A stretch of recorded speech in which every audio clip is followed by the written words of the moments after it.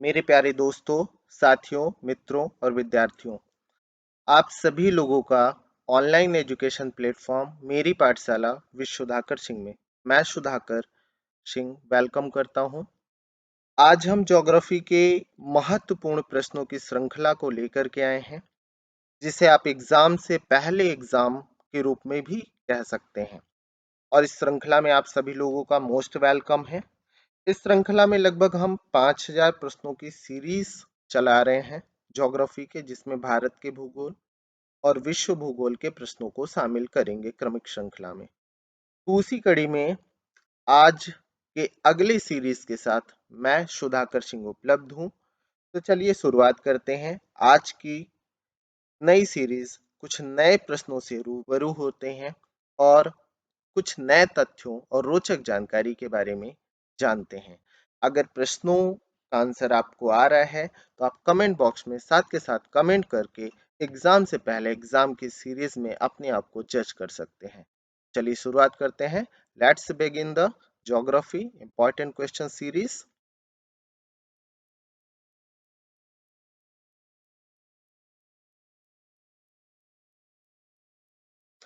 प्रिय मित्रों, बच्चों, आज के पहले प्रश्न पर आते हैं। आज का पहला प्रश्न है आपका, बिग बैंग सिद्धांत निम्नलिखित के उद्भव की व्याख्या करता है। अर्थात आपसे पूछा जा रहा है इस प्रश्न में कि बिग बैंग सिद्धांत का संबंध किससे है। पहला ऑप्शन है स्तनधारी जीव, दूसरा है हिमयुग से, तीसरा है ब्रह्मांड से, चौथा है महासागर से। तो आप सभी लोग जानते हैं कि बिग बैंग सिद्धांत जो है वो किससे संबंधित है। अगर हम बिग बैंग की बात करें, वो यूनिवर्स के ओरिजिन से संबंधित है, यानी ब्रह्मांड के जन्म, उत्पत्ति आदि से संबंधित व्याख्या करता है।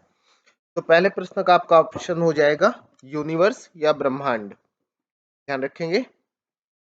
अगला प्रश्न है, आकाश गंगा वर्गीकृत की गई।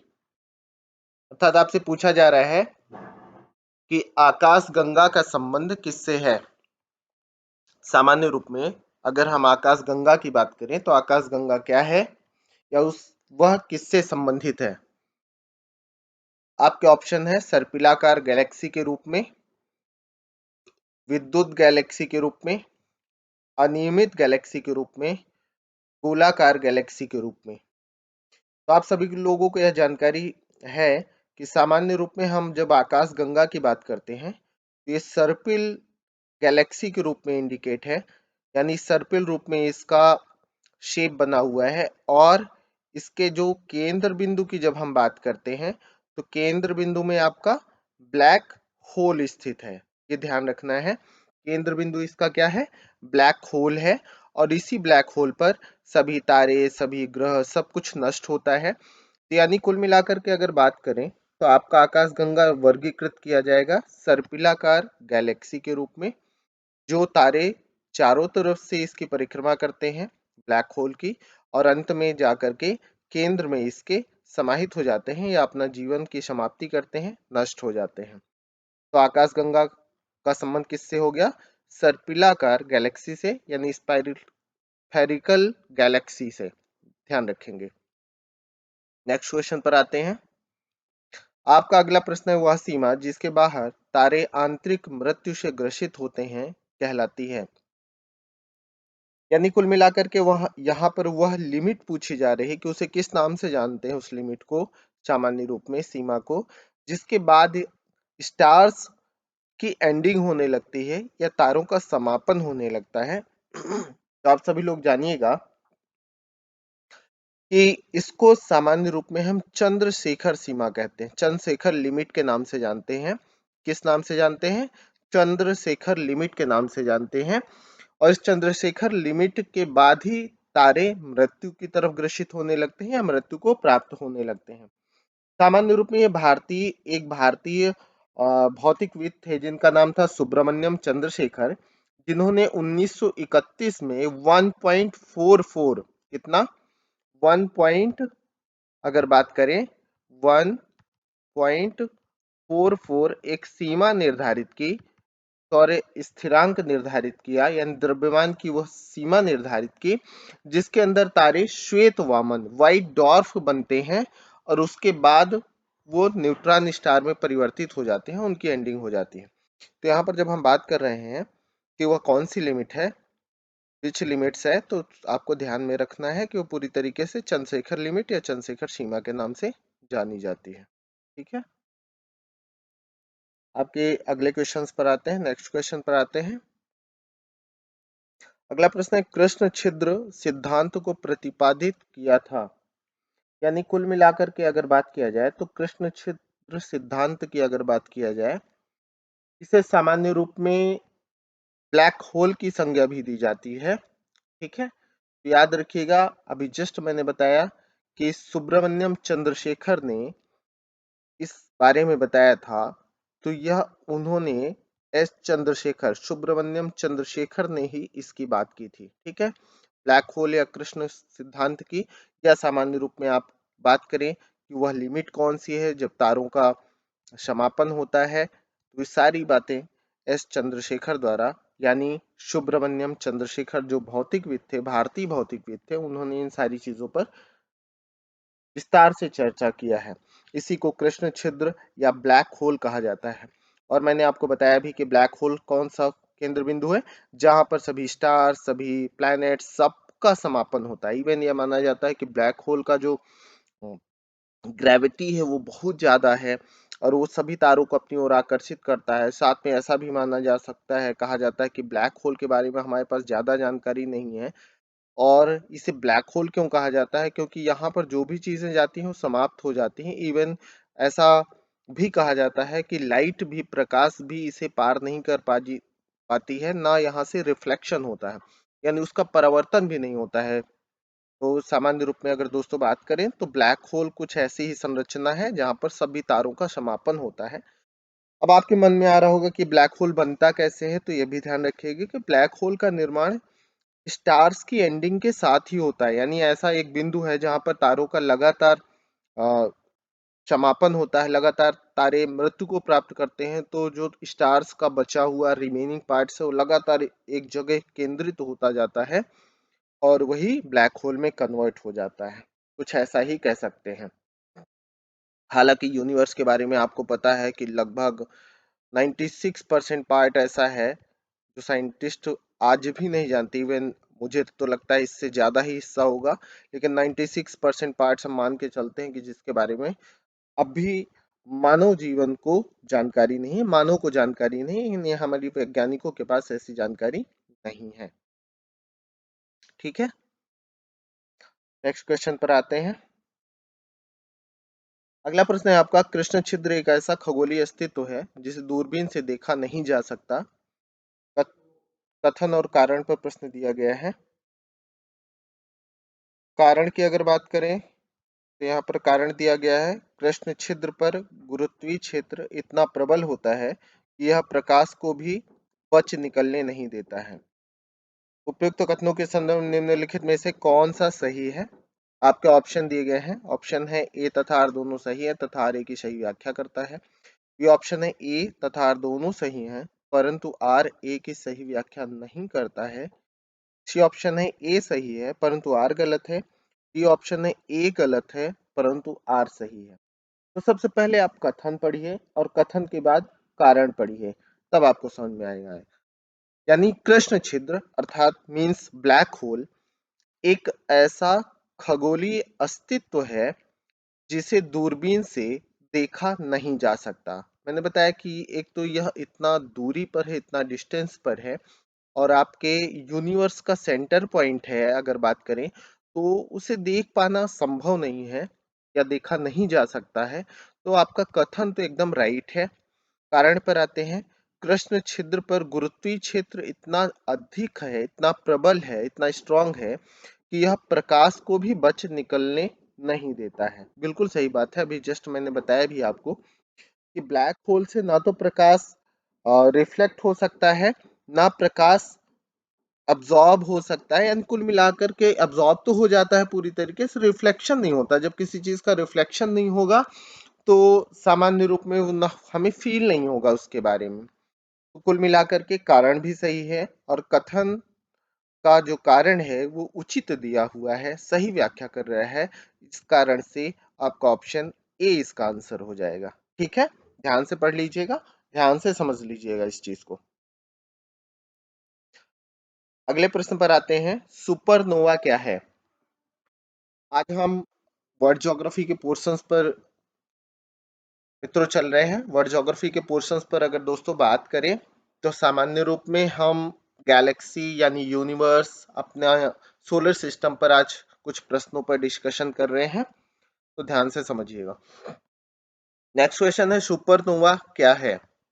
यह एक ग्रहिका है, एक ब्लैक होल है, एक पुच्छल तारा है या एक मृत प्राय तारा है।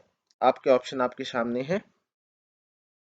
तो सुपरनोवा की स्थिति क्या होती है, पहले इस पर डिस्कशन कर लेते हैं। तो जब हम सुपरनोवा की बात करते हैं प्यारे दोस्तों, तो सामान्य रूप में बच्चों अगर मैं बात करूं तो सुपरनोवा वो स्थिति है जब किसी भी स्टार्स, कोई भी स्टार्स है, कोई भी आपका तारा है, तारे के अंदर जो हाइड्रोजन प्लस हाइड्रोजन मिलकर के हीलियम बनने की एक प्रक्रिया होती है जिसे नाभिकीय संलयन कहते हैं। तो नाभिकीय यानी कुल मिलाकर के बात करें कि तारे के अंदर का जब हाइड्रोजन समाप्त हो जाता है तो जो नाभिकीय संलयन की प्रक्रिया है वो तेजी से समाप्त होने लगती है और एक टाइम पीरियड ऐसा आता है कि उस तारे में विस्फोट हो जाता है, वो स्टार्स तेजी से फट जाता है और फटने की इसी प्रक्रिया को हम सुपरनोवा कहते हैं। क्या कहते हैं? सुपरनोवा कहते हैं। सुपरनोवा विस्फोट के नाम से जाना जाता है। अब जब ये सुपरनोवा विस्फोट है तो आप समझ गए होंगे कि सुपरनोवा क्या हो गया, एक मृत प्राय तारा हो गया, एक लास्ट पीरियड का स्टार्स हो गया जिसके बाद वो ब्लैक होल में समा जाएगा, उसका समापन हो जाएगा यानी पूरी तरीके से वह नष्ट हो जाएगा। तो ऐसे ही स्टार्स को हम सुपरनोवा के नाम से जानते हैं। ठीक है, ये ध्यान रखना है आप सभी को।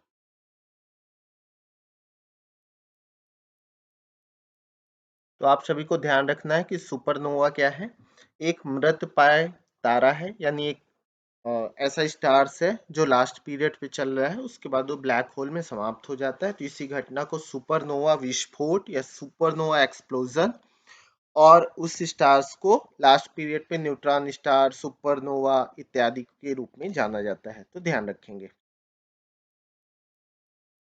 नेक्स्ट क्वेश्चन है आपका कि निम्नांकित में से कौन अंतरिक्ष में नहीं पाया जाता है। यानी कुल मिलाकर के स्पेस के बारे में पूछा जा रहा है कि स्पेस से संबंधित कौन नहीं है। पल्सर, ब्लैक होल, क्वाशर, तो इन सारे टर्मोलॉजी पर जब आप विचार करेंगे तो पल्सर भी एक तारे की स्थिति है। ब्लैक होल जस्ट आपने अभी पीछे देखा ही कि ब्लैक होल सेंटर पॉइंट है। क्वासर भी इससे संबंधित स्थिति है। तो ये तीनों स्थितियां इससे संबंधित है, जबकि ब्रिटल स्टार जैसा कोई भी संबंध आपके अंतरिक्ष या स्पेस से नहीं है। तो इसका सामान्य रूप में अगर ऑप्शन देखा जाए तो बी आंसर हो जाएगा कि ब्रिटल स्टार का अंतरिक्ष से कोई भी संबंध नहीं है। ठीक है, अब आपके मन में आएगा कि ब्रिटल स्टार है क्या, तो याद रखिएगा ब्रिटल स्टार का संबंध एनिमेलिया जगत से है, इकाइनोडर्मेटा संघ तथा ओफिउरोइडा वर्ग से है जो समुद्री जीव आदि से संबंधित है, सी स्टार की तरह होता है। तो ब्रिटल स्टार एक तरीके से अगर बात करें तो सागरी जीव से संबंधित एक नाम है जिसका संबंध किससे है, सी से है या वाटर से है आप कह सकते हैं, और अन्य चीजों का संबंध आपके किससे है, अंतरिक्ष से है। तो ध्यान रखिएगा। नेक्स्ट क्वेश्चन पर आते हैं। एक निश्चित आकृति में व्यवस्थित ताराओं का समूह क्या कहलाता है। आपसे पूछा जा रहा है कि अगर तारों की आकृति एक निश्चित आकार में व्यवस्थित हो तो क्या कहलाएगा, आकाशगंगा, नक्षत्र, एंड्रोमीडा, सौर मंडल इत्यादि क्या कहलाएगा। तो आप सभी लोग जानते हैं कि सामान्य रूप में अगर बात किया जाए तो हमारे घरों में इस पर हमेशा चर्चा होती रहती है और यह बात होती रहती है कि जब आसमान में देखा जाता है तो हमारे घर के बड़े बुजुर्ग बताते हैं कि वो देखो ये क्या है, ये क्या है। तो इन सारी चीजों को खगोल शास्त्र में अगर बात करें तो जो तारों का समूह है, निश्चित व्यवस्थित क्रम है, उसे तारामंडल कहा जाता है। क्या कहा जाता है? तारामंडल कहा जाता है। और इसी तारामंडल को ही नक्षत्र कहा जाता है। शादी विवाह भी होता है तो हम कहते हैं ग्रह नक्षत्र मिला रहे हैं, तो नक्षत्र का मतलब है कि वो स्थितियां हम मैच करा रहे हैं, सामान्य रूप में उन स्थितियों को पढ़ रहे हैं कि आपका जन्म जिस समय हुआ उस समय आपके आकाश गंगा में, यानी जो आपका आसमान है, यूनिवर्स है, उस यूनिवर्स में जो पृथ्वी को प्रभावित करने वाले तारे हैं, स्टार्स हैं, उनका सीक्वेंस ऑर्डर क्या था, वो किस दौरान थे, किस स्थिति में थे। क्योंकि कई बार लोग मजाक उड़ाते हैं, बट हमारा जो ज्योतिष है वो ज्योतिष शास्त्र एक विज्ञान है, खगोल शास्त्र पर आधारित है, वो खगोल विज्ञान का ही एक हिस्सा है, जो आज की डेट में भी उसे कोई डिनाय नहीं कर पाया है, पूरी तरीके से रिसर्च बेस्ड है और उस पर कंटिन्यू रिसर्च भी चल रहा है। ठीक है, तो ध्यान रखिएगा। तो तारों का एक निश्चित आकृति में व्यवस्थित समूह क्या कहलाता है? नक्षत्र। इसी को याद रखिएगा। कॉन्स्टिलेशन भी कहते हैं या तारामंडल कहते हैं। क्या कहते हैं? कॉन्स्टिलेशन या तारामंडल के नाम से जानते हैं। अगला प्रश्न देखते हैं। अगला प्रश्न है, हब्बल अंतरिक्ष टेलीस्कोप ने पहली बार एक दूरस्थ तारे के सतह की छाया भेजी है, तारे का नाम क्या है? ये एक्चुअली प्रश्न बैक ईयर्स में आया हुआ है, 1995 के पीसीएस के एग्जाम में आया हुआ प्रश्न है। ये उस समय इंपॉर्टेंट था, करंट बेस्ड था, करंट अफेयर्स से बेस्ड था, इसलिए उस समय पूछा गया था। फिर भी इसको जान लेते हैं। तो इसमें उस समय अगर हम बात करें तो हब्बल अंतरिक्ष टेलीस्कोप में पहली बार एक दूरस्थ तारे की सतह भेजी थी और उसका नाम था बीट लग्यूज। उस समय क्या नाम था उसका? बीट लग्यूज नाम था। तो बैक ईयर्स के पेपर से ये उठाया गया है, हालांकि आज की डेट में इंपॉर्टेंट नहीं है, लेकिन फिर भी जाने रहिएगा कि हब्बल एक अंतरिक्ष टेलीस्कोप है, बस ये जाने रहिएगा। बीट लग्यूज क्या है? एक तारे की सतह उसने भेजा था, फोटो खींच के हबल टेलीस्कोप के द्वारा लाया गया था, जिसे बीट लग्यूज नाम दिया गया था। ठीक है, नेक्स्ट क्वेश्चन पर आते हैं। निम्नांकित में से कौन अंतरिक्ष शब्दावली से संबंधित नहीं है? फिर से देखिएगा, पूछा जा रहा है कि कौन अंतरिक्ष शब्दावली से संबंधित नहीं है। तो टेलीमीटरिंग, भारहीनता, सिसलुनर, बाइट। तो आप गेस करना चाहें तो गेस भी कर सकते हैं कि इनमें अंतरिक्ष या स्पेस से कौन संबंधित नहीं है। मान लेते हैं सामान्य रूप में कि आप नहीं जान रहे इस प्रश्न पर, तो सॉल्व कैसे करेंगे? पहला देखो ऑप्शन, टेलीमीटरिंग हम नहीं जानते हैं क्या है। दूसरा है भारहीनता, पता नहीं। सिसलुनर, पता नहीं। बाइट, अब कुछ क्लिक कर रहा होगा आपके दिमाग में सामान्य रूप में कि बाइट है क्या। जैसे सामान्य रूप में हम मोबाइल में यूज करते हैं, कितना मेगाबाइट की मेमोरी है, इतना ये है, तो एक तरीके से कंप्यूटर आधारित ये एक इकाई है, प्रतीक चिन्ह है, जिसका कोई भी संबंध अंतरिक्ष से नहीं है। यानी एक मापन की इकाई है। हम कहते हैं कि हमारे 32 MB की फाइल है, 32 मेगाबाइट की फाइल है, तो बाइट क्या है? एक मापक है, एक मापन का पैमाना है। तो ध्यान रखिएगा। बाकी टेलीमीटरिंग, भारहीनता, सिसलुनर आदि सभी अंतरिक्ष शब्दावली से संबंधित हैं। ठीक है, नेक्स्ट क्वेश्चन पर आते हैं। सौर मंडल में ग्रहों की संख्या कितनी है? अब देखिए, इसको लेकर के अगर बात करें कि सौर मंडल में ग्रहों की संख्या कितनी है, तो आज की डेट में अगर बात करें तो सौर मंडल में प्रमुख रूप से 8 ग्रह माने गए हैं। कितने? 8 प्लैनेट्स, आप सभी लोगों को पता ही है। ठीक है, क्रम की अगर बात करें तो मरकरी, वीनस, अर्थ, मार्स, जुपिटर, जुपिटर के बाद सैटर्न, ठीक है, यूरेनस, यूरेनस के बाद नेपच्यून। यानी कुल मिलाकर के अगर बात करें तो इन 8 ग्रहों को माना गया। प्लूटो को 2006 में ग्रहों की श्रेणी से हटा दिया गया है, अब उसे डॉर्फ प्लैनेट माना गया है। क्या माना गया है? Dwarf planet. लेकिन अगर हम प्लूटो को शामिल कर दें तो 9, प्लूटो को बाहर कर दें तो वर्तमान में मुख्य ग्रहों की संख्या 8 मानी जाएगी। ठीक है, बृहस्पति, कि अगर बात करें तो आप जानते हैं सबसे बड़ा ग्रह है, सबसे अधिक नंबर ऑफ मून्स भी बृहस्पति के हैं, अब देन 90 मून्स हैं। यानी चंद्रमा की बात करें या नेचुरल सैटेलाइट्स की बात करें, मून्स की बात करें, तो 9 अबव देन 90 मून्स, यानी लगभग 92 96 के आसपास वर्तमान में इसके मून्स हैं। तो 90 से अधिक उपग्रहों की संख्या है बृहस्पति के पास, ये भी जाने रहिएगा। अगले प्रश्न पर आते हैं। अगला प्रश्न है, ग्रहों के बारे में निम्न में क्या सत्य है? ये प्रकाशहीन होते हैं किंतु चमकते नहीं, ये अप्रकाशवान होते हुए भी चमकते हैं। इस ऑप्शन ए प्रकाशवान होते हैं किंतु चमकते नहीं, ये प्रकाशवान भी हैं और चमकते भी हैं। तो अगर इस प्रश्न का आंसर दिया जाए तो ध्यान से पढ़ो। आपसे पूछा जा रहा है कि ग्रह के बारे में क्या सत्य है, आपको ट्रू बताना है, ट्रूथ इंफॉर्मेशन बताना है। पहला ऑप्शन कहता है ये प्रकाशहीन होते हैं, यानी इनमें स्वयं का लाइट नहीं होता है, लेकिन इनमें चमक मौजूद होती है, लेकिन चमक नहीं होती है। दूसरा ये कहता है ये अप्रकाशवान होते हुए भी चमकते हैं, यानी ये कह रहा है कि इनमें लाइट्स नहीं है, लेकिन सामान्य रूप में इनमें चमक मौजूद है। ठीक है। अगला प्रश्न क्या कहता है कि प्रकाशवान होते हैं किंतु चमकते नहीं है। दूसरा कहता है प्रकाशवान भी है और चमकते भी हैं। तो प्रकाश स्वयं का केवल स्टार्स के पास। तो अगर सामान्य रूप में बात किया जाए तो आप सब जाने रहेगा कि प्रकाश केवल स्टार्स के पास है। किसके पास है?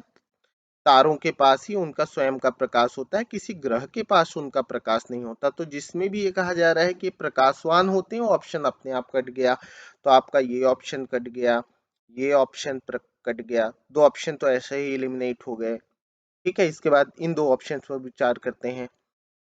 अब पहला ऑप्शन कह रहा है लेकिन एक चमकते नहीं है, तो ऐसा नहीं है। आप देखो पृथ्वी ग्रह को नीला ग्रह कहा जाता है, चंद्रमा हमें दिखाई देता है चमकता हुआ पृथ्वी पर, यानी ग्रहों या उपग्रहों के अंदर चमक भी होती है, लेकिन वो चमक किस प्रकाश के कारण होती है? स्टार्स के प्रकाश के कारण होती है। जैसे सूर्य का प्रकाश पृथ्वी पर भी आ रहा है, चंद्रमा पर भी आ रहा है, अन्य ग्रहों पर भी जा रहा है, तो उनमें चमक पाई जाएगी। तो सामान्य रूप में अगर बात करें तो ये अप्रकाशवान तो होते हैं, लेकिन इनमें चमक होती है, ये चमक पाई जाती है। तो इसका ऑप्शन बी सही हो जाएगा। ठीक है, ध्यान रखिएगा।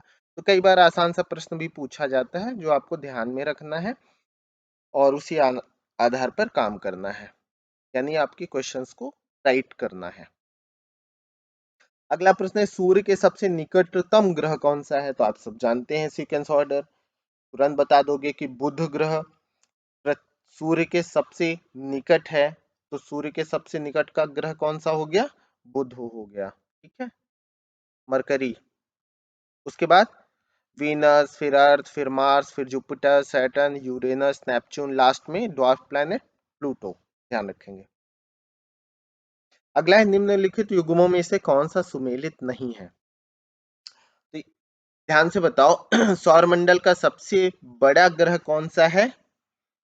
तो सौरमंडल का सबसे बड़ा ग्रह बृहस्पति है।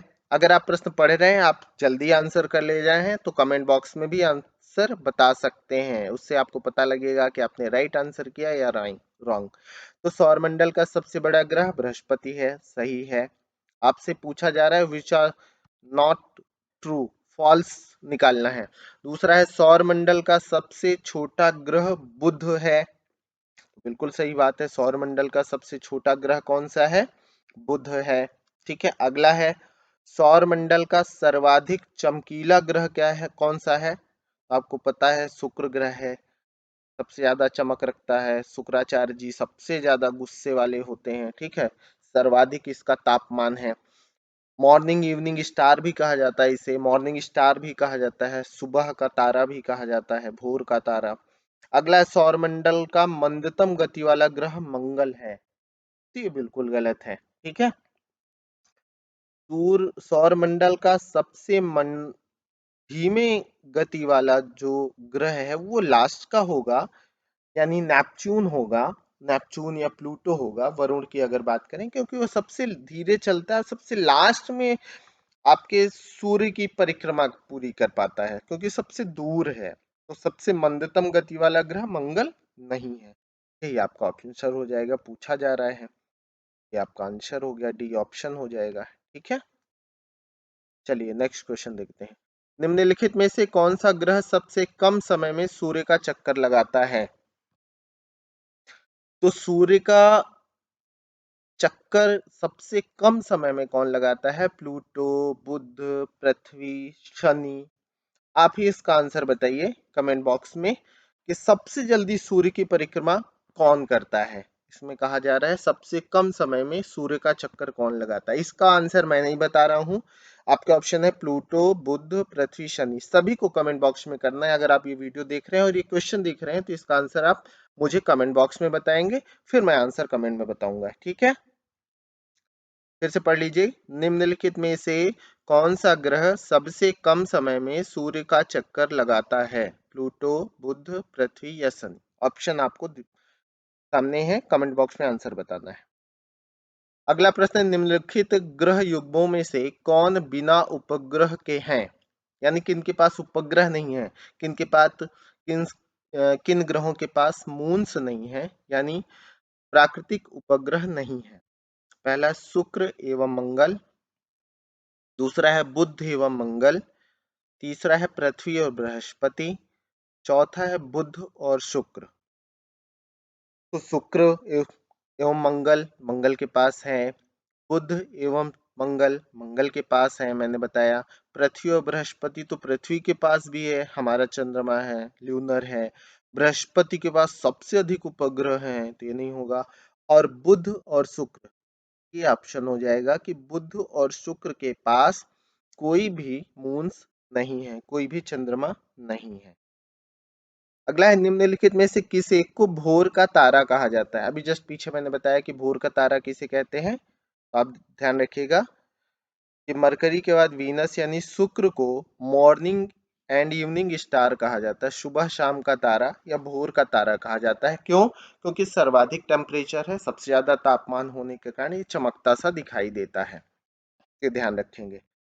सर्वाधिक तापमान किस कारण से होता है इसका आप कमेंट बॉक्स में मुझे बताएंगे। शुक्र ग्रह का तापमान सबसे अधिक क्यों है, इसका कारण क्या है, आप कमेंट बॉक्स में मुझे बताएंगे। ठीक है, अगला है, मैगलन अंतरिक्ष यान किस ग्रह हेतु भेजा गया था?